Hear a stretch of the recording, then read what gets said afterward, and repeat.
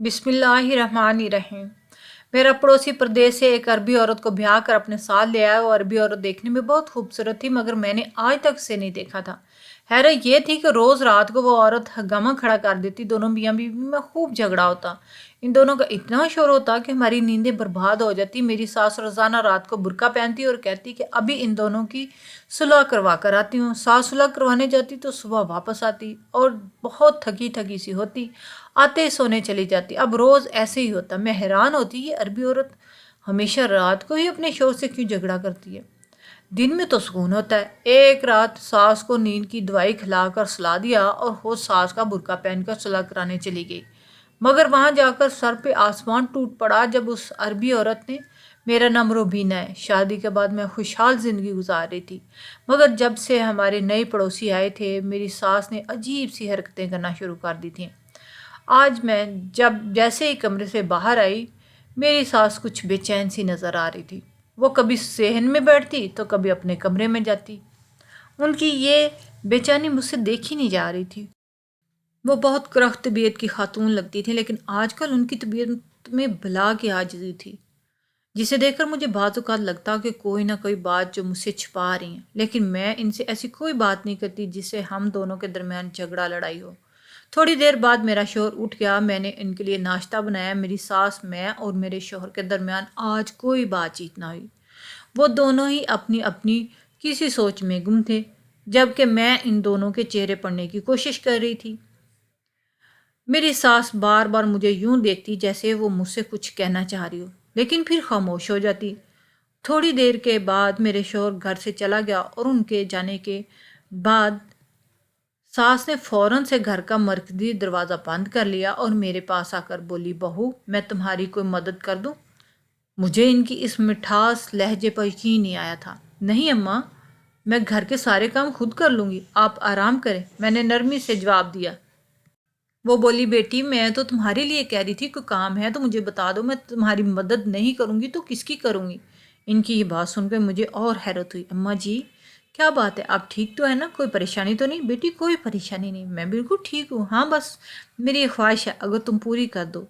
वो बेचारगी से बोली, जी अम्मा जी आप बोलें, क्या बात है, मैं आपकी बात नहीं टाल दूंगी, मानूंगी तो किसकी मानूंगी। वो कहने लगी, मुझे 1,000 रुपया चाहिए। मेरा शोहर 30,000 तनख्वाह लेता था। वो सारी तनख्वाह मेरे हाथ में रखते थे। उन्होंने कभी अपनी माँ को 1 रुपया भी मेरे सामने नहीं दिया। मेरी नज़र में ये एक नाइंसाफ़ी थी। तभी मैंने अम्मा जी को 1,000 दे दिया। मैंने कहा कि मैं आपको 1,000 रुपया दे दूं, लेकिन आप इन पैसों का किसी को बताइएगा मत। वो समझ गई कि मैं आदल की बात कर रही हूँ। आदल ने मुझे सख्ती से मना किया था कि मैं अम्मा जी को पैसे ना दूं, क्योंकि इनका कहना था कि वो पैसे ज़ाया करती हैं। मुझे अपनी सास से कोई बोझ नहीं था, मैं बस अपने शोहर का दिल नहीं तोड़ना चाहती थी। खैर मैंने इन्हें 1,000 रुपया दे दिया तो बहुत शुक्रगुजार हुई। बोली, अल्लाह तुम्हें इसका अजर दे, अल्लाह तुम्हें नेक औलाद दे।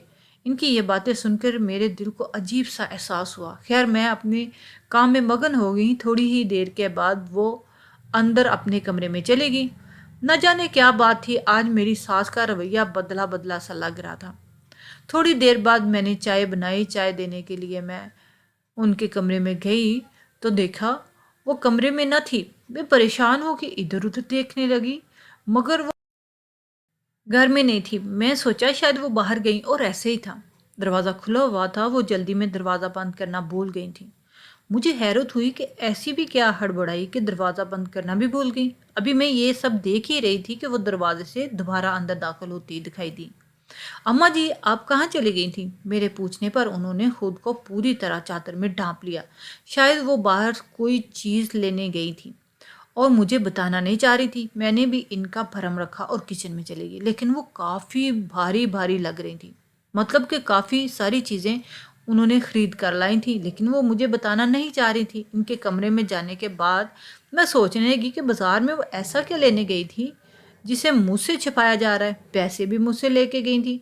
पूछना हक तो नहीं बनता था, लेकिन बहुत ही मैं उनकी, मगर फिर भी उन्होंने मुझ पर एतबार किया था। شوہر کو بھی ان کی اس عادت کا پتہ تھا۔ میں نے بھی سوچ لیا کہ آئندہ پیسے نہ دوں گی۔ دن بھر میں کام میں مصروف رہی۔ شام کو کھانا کھانے کے بعد تقریباً 6 بجے میں تیاری میں مصروف ہوگی۔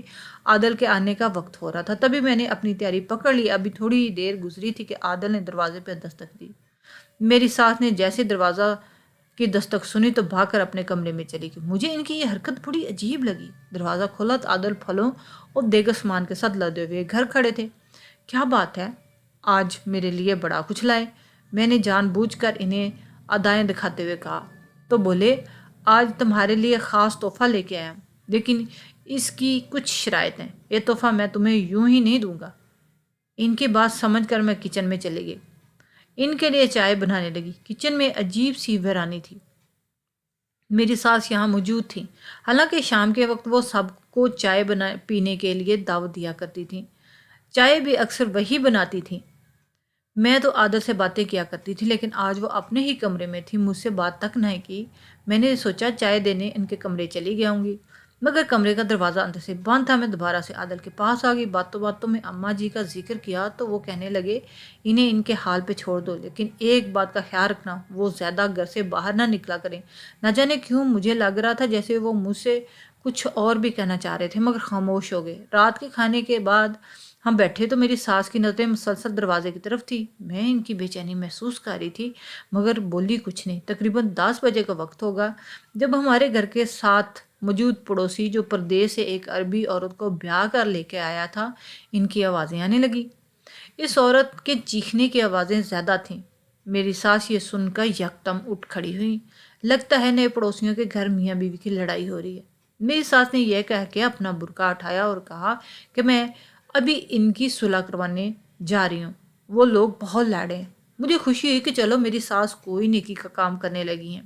میری ساس جاتے وقت کہہ رہی تھی کہ بھائی میرا بڑا تجربہ ہے، 50 سال تو میں نے اسی کاموں میں گزارے ہیں، میں لوگوں کی صلح کرواتی ہی آئی ہوں۔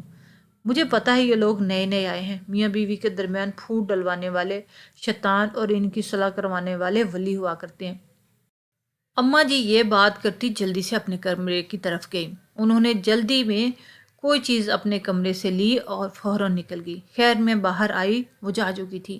میں نے آ کر عادل کو کوئی بات نہیں کی کہ کہیں وہ بدگمان ہی نہ ہو جائیں۔ عادل تھوڑے پریشان لگ رہے تھے۔ ہم دونوں باتیں کرتے کرتے نہ جانے کب سو گئے۔ میری آنکھ ہمیشہ پہلے کھلا کرتی تھی۔ تقریباً صبح کے 5 بجے میں جاگ چکی تھی۔ فوراً اٹھ کر باہر گئی۔ میں صبح کی نماز باہر صحن میں ہی ادا کیا کرتی تھی۔ میں جائے نماز لے کر باہر صحن میں آئی تو دیکھا اماں جی ابھی گھر کے اندر داخل ہوئی۔ شاید ان کے پاس چابی تھی اور شام کو وہ جب باہر نکلی تو چابی لینے کے لیے میں اپنے کمرے میں آئی تھی۔ یہ سوچ کر میرے دماغ میں خیال آیا کہ چابی لینے کا مقصد شاید یہی تھا، وہ رات کو دیر سے واپس آئیں گی، لیکن اب تو فجر کا وقت ہو رہا ہے۔ مجھے ان کی یہ بات سمجھ نہیں آئی اور کچھ اچھا بھی نہیں لگ رہا تھا۔ ایک عورت کو رات اتنی دیر گھر سے باہر رہنا اچھی بات نہیں، لیکن میں ان سے سوال نہیں کر سکتی تھی، اور ویسے بھی وہ ایک بیوہ خاتون تھی، میں ان سے یہ بات کرتی اچھی بھی نہیں لگتی۔ میں نماز پڑھنے میں مگن ہو گئی۔ تھوڑی دیر بعد قرآن پاک کی تلاوت کر کے اٹھی، کچن میں آئی تو میری ساس پہلی ناشتہ وغیرہ بنا رہی تھی۔ اماں جی آپ آرام کریں کیونکہ خود کو تھکاتی ہیں، میں نے کہا تو وہ میرے ہاتھ چومنے لگی۔ نہیں بیٹی، تم میری بہت پیاری بیٹی ہو، تم تو میری اپنی اولاد سے بھی اچھی ہو۔ سکی اولاد بعض اوقات دھوکہ دیتی ہیں، مگر احساس کے رشتے کام آتے ہیں۔ تم نے میری بات مانی، تم نے میرا بھرم رکھا، مجھے تمہارا شکریہ ادا کرنا چاہیے۔ ساس کی یہ بات سن کر میرا دل بھی نرم پڑ گیا۔ اماں جی آپ مجھے اپنی بیٹی ہی سمجھیں، آپ مجھ سے مدد لیتے وقت اپنا ہچکچایا مت کریں۔ مجھے بتائیں کیا بات ہے، پڑوسیوں کی صلح تو ہوگی نا؟ وہ بولی ہاں، میں نے دونوں میاں بیوی میں صلح کروا دی۔ اچانک سے وہ میرے ہاتھ چوم کر بولی، بیٹی آج پھر مجھے 1000 روپے کی ضرورت ہے، تم انکار مت کرنا۔ میں جانتی ہوں میرے بیٹے نے تمہیں پیسے دینے سے منع کیا، مگر تم میری مجبوری جان گئی ہو تو تم کبھی مجھے پیسے دینے سے خود کو مت روکو گی۔ ان کی آنکھوں میں آنسو دیکھ کے میرا دل پگھل گیا۔ اماں جی آپ کیسی باتیں کرتی ہیں، میں آپ کو پیسے دے دیتی ہوں، مگر مجھے پہلے بتائیں کہ آپ ان پیسوں کو کرتی کیا ہیں، آپ ان سے کیا چیز خریدتی ہیں؟ ہو سکتا ہے میں آپ کی مدد کر سکوں، میں وہ چیز آپ کو سستے میں کہیں سے لے کے دے سکوں۔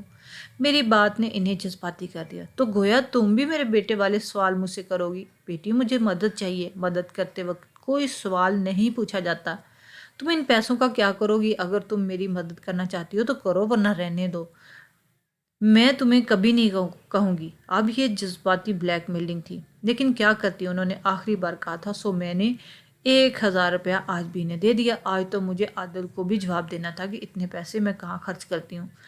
اس دن تو میں نے اپنی ساس کو پیسے دے کر، مگر میں نے فیصلہ کیا کہ میں ضرور ان کا پیچھا کروں گی۔ آخر وہ بازار جا کر ایسا کیا خریدتی ہیں جو ہم سے، یعنی مجھ سے، اپنے بیٹے سے بھی نہیں مانگ سکتی؟ انہوں نے غیر محسوس طریقے سے گھر سے باہر نکلتے ہوئے مجھے بہت چالاکی دکھائی، لیکن میں ان کے پیچھے پیچھے چل پڑی۔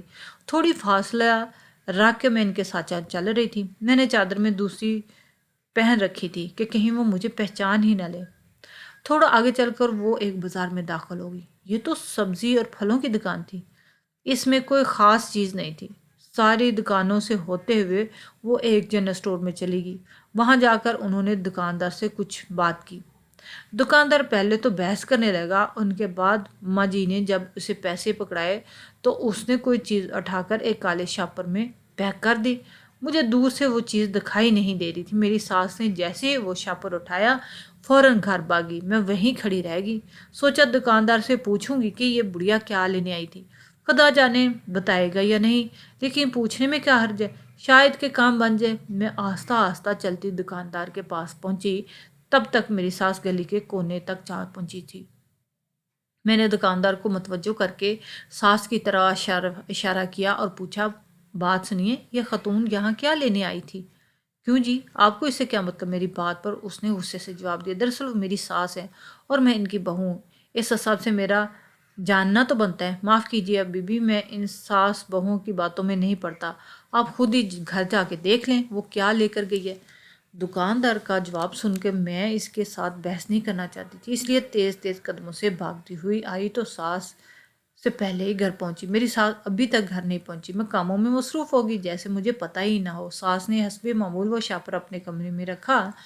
اب کی بار میں نے فیصلہ کیا کہ ان کا راز جان کر رہوں گی۔ تھوڑی دیر کے بعد جب میں نے عادل کو فون کر کے گھر بلایا، میں انہیں کہا کہ آج کل اماں جان کمرے سے نہیں نکلتی، میں انہیں کہہ دوں گی کہ عادل کے سر میں درد ہے، وہ آپ کی طبیعت پوچھنے ضرور آپ کے پاس آئیں گے، آپ ان سے پوچھیے گا کہ کیا بات ہے۔ وہ خاموش رہتی ہیں۔ عادل رضا مند ہو گئے، ویسے بھی آج انہیں جلدی گھر آنا تھا، اماں اولاد کے لیے کیسے بے حس ہو سکتی ہیں۔ ساس گھر آئی، میں نے بتایا کہ عادل کی طبیعت خراب ہے۔ عادل کا پوچھنے وہ ان کے کمرے میں چلی گئی۔ عادل نے بھی خوب ناٹک کیے اپنی ماں کو اپنی متوجہ کرنے کے لیے۔ انہیں احساس ہو گیا کہ وہ ان کے بغیر پریشان ہوتی ہیں۔ اب ماں بیٹے میں کافی باتیں ہونے لگی۔ اتنے میں اپنی ساس کے کمرے میں آئی۔ وہ تھیلی انہوں نے سامنے ہی رکھی ہوئی تھی، شاید کہ عادل کی فکر میں تھیلی چھپانا بھول گئی تھی، مگر جیسے میں نے وہ تھیلی کھول کر دیکھا تو میری جان نکل گئی۔ یا خدایا، میری ساس نے اس عمر میں یہ کیا حرکتیں شروع کر دی؟ میں نے تو سوچا بھی نہیں تھا کہ ایک شریف عورت ہو کے وہ اس طرح کا کام کر سکتی ہیں۔ میں نے جلدی جلدی وہ شاپر بند کیا، مارے شرم کے میرا سر جھک گیا۔ میرے شوہر نے مجھے ٹھیک کہا تھا کہ مجھے اپنی ساس کو پیسے نہ دیا کرو، خدا نہ خواستہ مجھے نہیں پتا تھا کہ وہ ایسی چیزیں خریدتی ہیں۔ اب تو یہ بات مجھ پر لازم ہو گئی تھی کہ میں اس بات کی تہ تک جا کر تحقیق کروں۔ میرا شوہر دن بھر مصروف رہتے، انہیں ان باتوں کی فرصت نہیں تھی، اس لیے میں خود ہی سچ تک پہنچنے کا فیصلہ کیا، لیکن ساس نے مجھے اپنا سراغ خود ہی دے دیا۔ رات کے جیسے 10 بجے تو پڑوسیوں نے جھگڑا شروع کر دیا۔ آج پھر اس عورت کے چلانے کی آوازیں آ رہی تھی۔ میری ساس نے فوراً کھڑی ہو گئی۔ دیکھو تو آئیے پھر لڑے، میں جا کر انہیں سمجھاتی، میاں بیوی میں صلح کروانا ثواب کا کام ہے، تم لوگ اب مجھے روک مت کرنا۔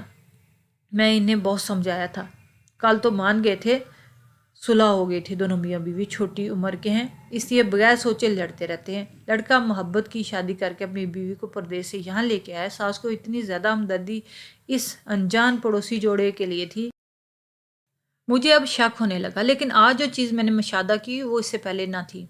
ساس جلدی میں کمرے میں گئی اور وہی تھیلی جو کہ انہوں نے دکاندار سے لی تھی فوراً اٹھا کر باہر کی جانب بھاگی۔ اب تو میں انہیں منع بھی نہ کر سکی، لیکن میں نے یہ دیکھ لیا کہ انہوں نے اس تھیلی میں سے کچھ نکالا اور وہ لے کر پڑوس کے گھر گئی۔ اب میرا چپ رہنا ناممکن تھا۔ صبح ہوئی تو فجر کے وقت گھر واپس آئیں۔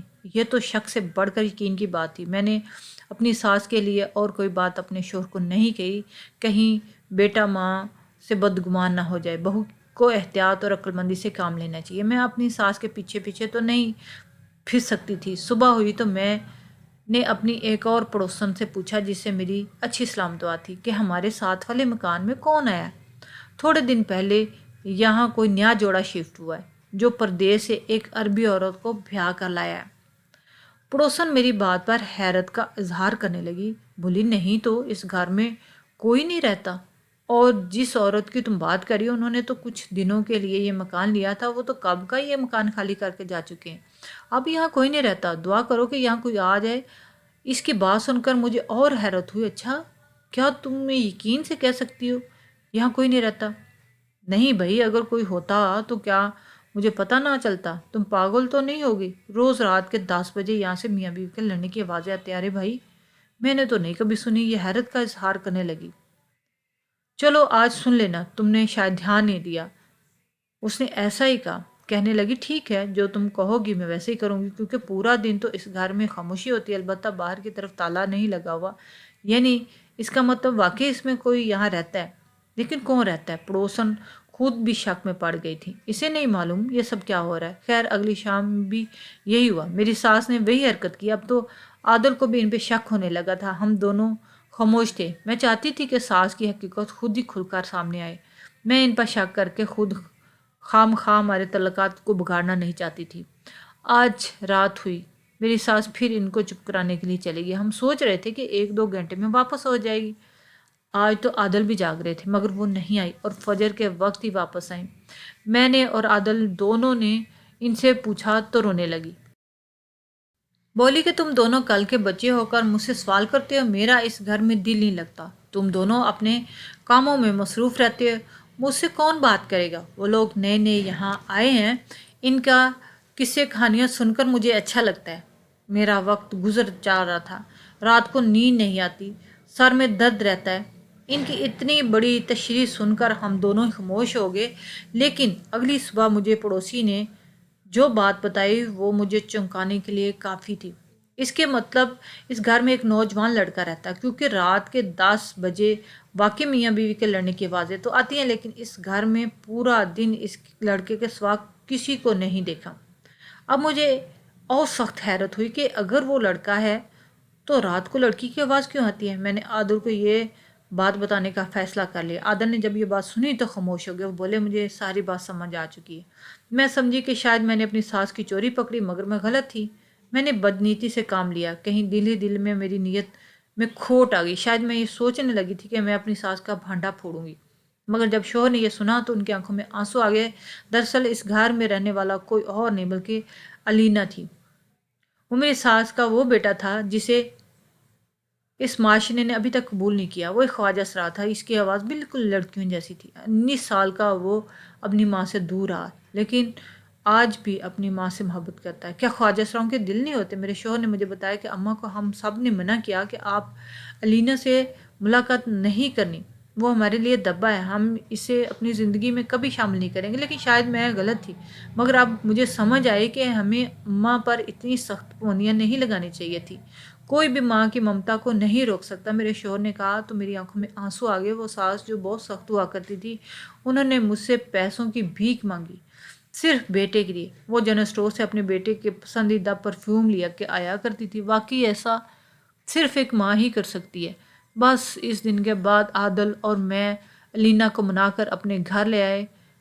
اس نے بتایا کہ وہی رات کو عورت کی آواز نکالتا ہے کیونکہ اسے ماں کے بغیر نیند نہیں آتی۔ وہ لوگوں کے تانے سن سر تنگ آ گیا، اس لیے چھپ کر یہاں رہ رہا ہے۔ میرے شوہر نے اسے کریانے کی دکان بنا کے دی، آج وہ ہمارے ساتھ ہنسی خوشی رہ رہا ہے۔